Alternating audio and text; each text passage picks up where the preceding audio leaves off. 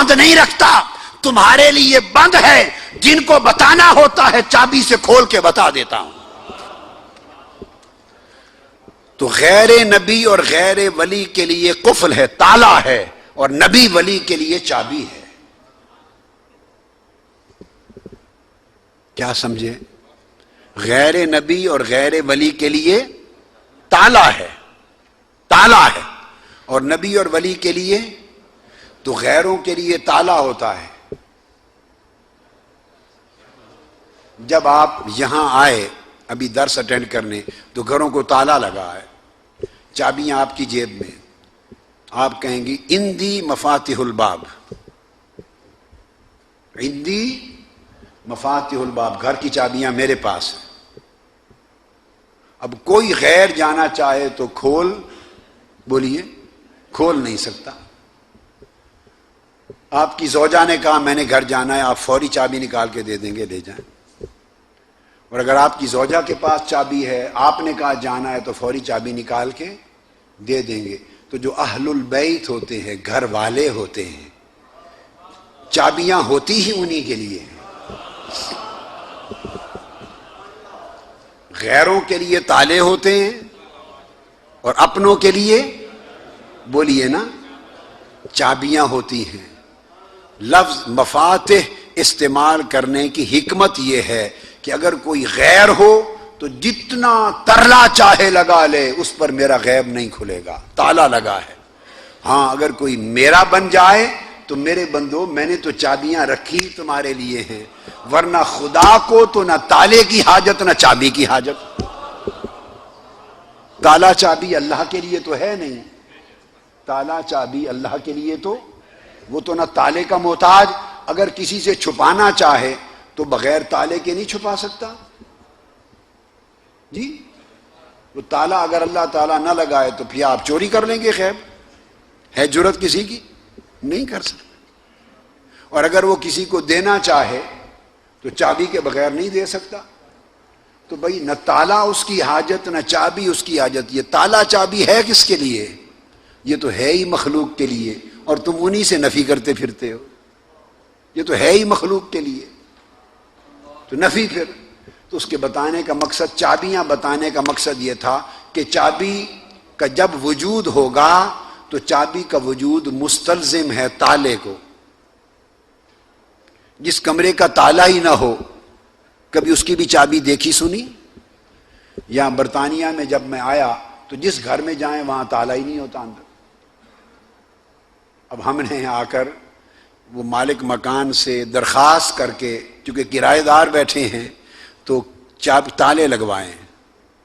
ہماری عادت ہے، ہم تالے رکھتے ہیں پاکستان میں، تو اپنے تالے لگوائے ہیں۔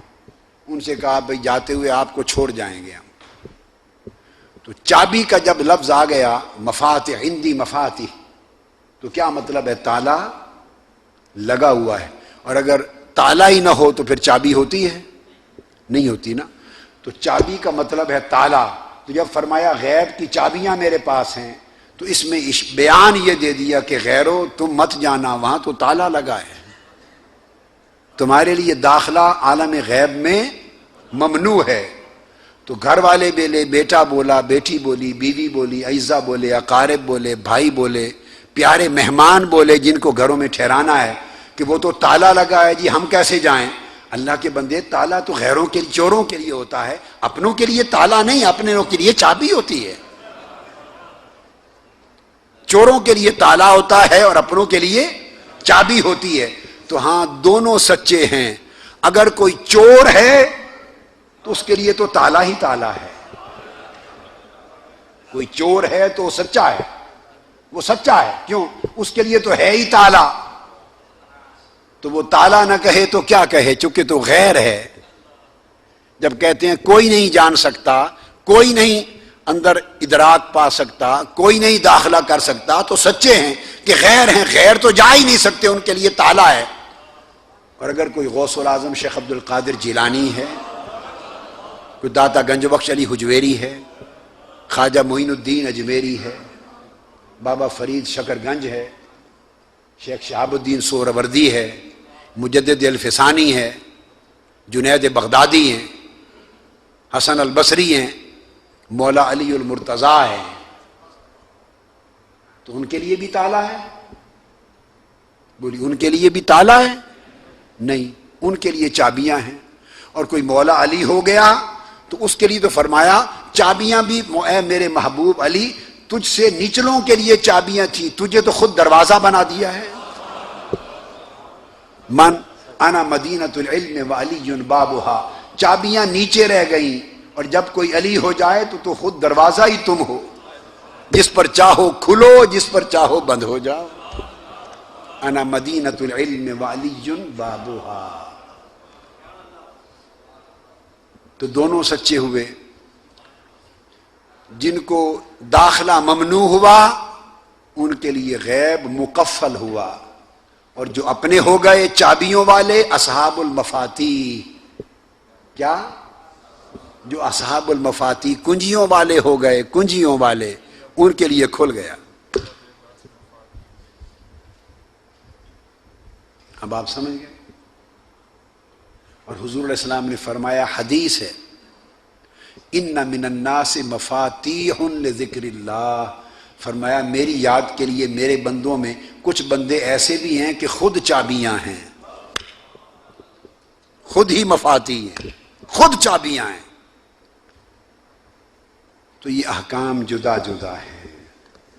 تو میں عرض یہ کر رہا تھا کہ عالم غیب سے عالم مثال اور عالم مثال سے عالم شہادت، تو جن کا تعلق عالم مثال سے ہے ان کو کشف ہوتا ہے، علم ہوتا ہے، ادراک اور اطلاع ہوتی ہے، اور جن کا تعلق عالم مثال سے نہیں، جن کے دروازے بند ہیں، وہ شہادت نہیں دیکھیں دے، وہ غیب اور مثال کو نہیں جانتے، لہذا دونوں کا قول ان کے حسب حال حق ہے۔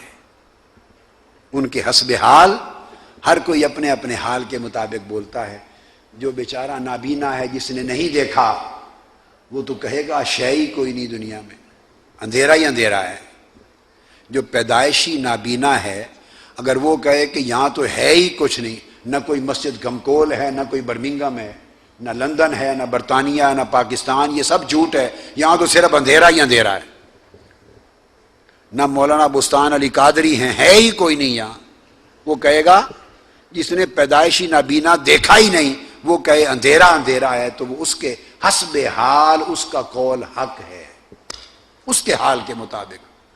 اور جس نے سب کچھ دیکھا ہے وہ کہتا ہے نہیں بہت کچھ ہے۔ تو اس کے بعد دوسرا نقطہ اس میں جو ام المومنین حضرت عائشہ صدیقہ رضی اللہ تعالیٰ عنہ سے مروی ہے، فرماتی ہیں ثم حبب الیہ الخلاء وکان یخلو بغار حراء فیتحنث فیہ وہو التعبد اللیالی ذوات العدد۔ تو پھر اگلا کام کیا ہوا؟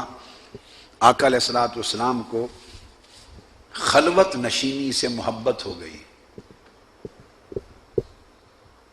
خلوت نشینی سے محبت ہو گئی۔ تو یہ جو حبب الیہ الخلاء، اس سے اہل تصوف کے ہاں جو خلوت نشینی ہے اس کا ثبوت ملتا ہے، وہ سنت ہے آقا علیہ السلام کی۔ صوفیاء نے جو خلوت نشینی کی کم و بیش مدت کے لیے، تو خلوت نشینی یہ آقا علیہ الصلوۃ والسلام کی سنت